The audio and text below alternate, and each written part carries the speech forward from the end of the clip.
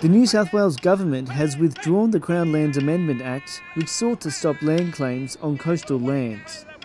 It's a fantastic result for the network, it's a fantastic result for land councils and Aboriginal people, and more importantly our future generations, because what that now allows us to do is to be able to continue to claim basically what is ours. Earlier, hundreds across New South Wales took to the streets to oppose it, including land rights legends like Aussie Cruise.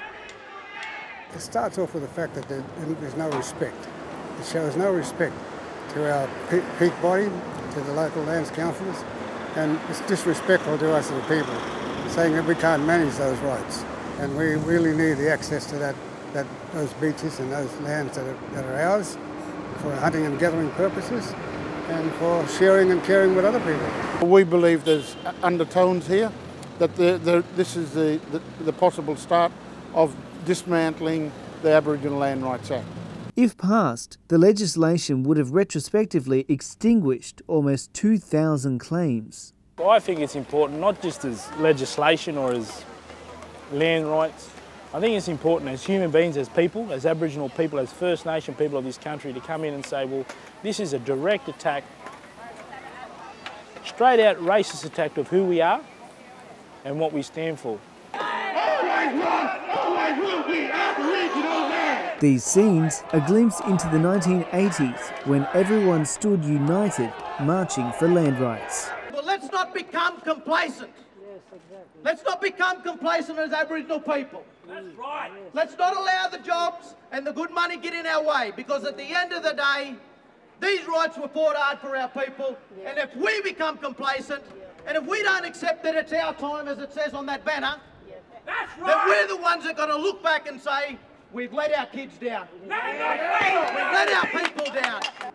If we don't step up now, we can kiss land rights goodbye. New South Wales Minister Kevin Humphries had tabled the surprise legislation without any prior notice.